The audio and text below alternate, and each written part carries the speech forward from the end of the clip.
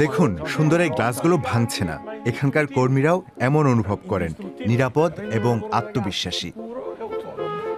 ইটালির মনসার pizza out শুধু কাজের জন্য এক আনন্দের জায়গা নয়, এটি ইউরোপের প্রথম পিৎজার দোকান যেখানে শুধুমাত্র অটিজম স্পেকট্রাম ডিসঅর্ডারে আক্রান্ত ব্যক্তিদের নিয়োগ দেওয়া হয়।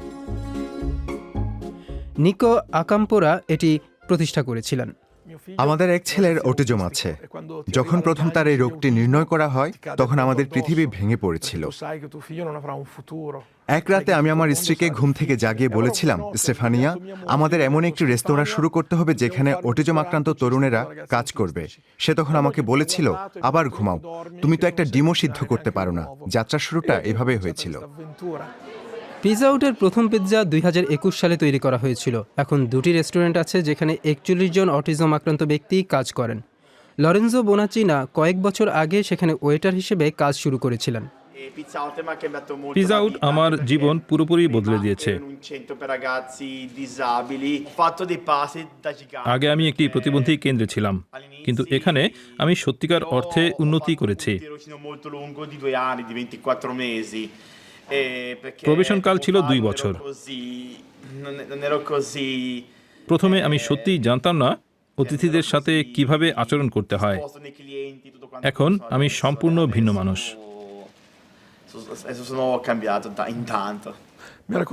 লরেঞ্জো আমাকে বলেছিল, প্রতিবন্ধী কেন্দ্রে পরিস্থিতি এতটাই খারাপ ছিল যে সে একবার কাঁটা চামচ দিয়ে নিজের মাথায় আঘাত করেছিল।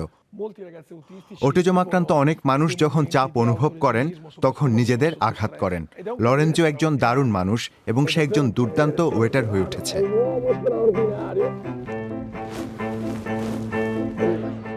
আজ 300 জনেরও বেশি অতিথি রেস্টুরেন্টে আসতে চেয়েছেন। এই ধরনের হট্টগোল অটিজম আক্রান্ত ব্যক্তিদের জন্য চ্যালেঞ্জিং হতে পারে। তাদের প্রায়ই অন্য ব্যক্তির অনুভূতি, মেজাজ এবং মুখের ভাব পড়তে অসুবিধা হয়। অটিজমের এত বেশি মাত্রা রয়েছে যে একে অটিজম স্পেকট্রাম ডিসঅর্ডার বলা হয়। প্রক্রিয়াটি স্পষ্টভাবে বুঝিয়ে বললে এবং রুটিন থাকলে সহায়তা হয়। সবকিছু সুনির্দিষ্টভাবে সাজানো থাকলে তারা স্বাধীন ও নিরাপদভাবে তাদের কাজ করতে পারে। এটা তাদের আরও উৎপাদনশীল করে তোলে। রেস্টুরেন্টটি তার কর্মীদের চাহিদার কথা মাথায় রেখে তৈরি করা হয়েছে। টেবিলে যাওয়ার জন্য পরিষ্কার পথ, শব্দ নিরোধক ব্যবস্থা এবং দেয়ালে মাত্র 3টি রং। লরেঞ্জো এই কাজের মাধ্যমে আত্মবিশ্বাস অর্জন করছে। আমি মনে করি অটিজম নিয়ে বেঁচে থাকা অসাধারণ। আপনার এমন ক্ষমতা থাকে যা সাধারণ মানুষের থাকে না। আমি এভাবে থাকতে পেরে খুশি, আর আমি আর কখনো এর জন্য লজ্জিত হব না।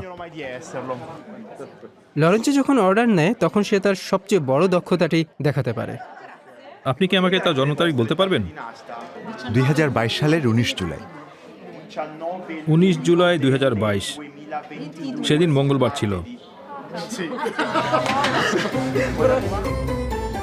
মাত্তেও চেলেগিনের সজাগ নজরদারিতে পিৎজা তৈরির কাজ চলে।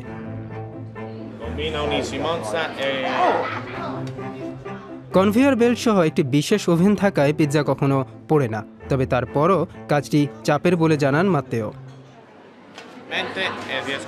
সব অর্ডার শেষ করার পর আমি একটু স্বস্তির নিঃশ্বাস ফেলতে পারি।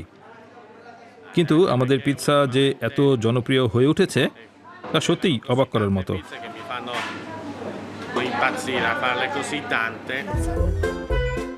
পিৎজা আউট একটি লাভজনক ব্যবসায়িক মডেল যা অতিথি ও কর্মী সবার মুখেই হাসি ফোটায়।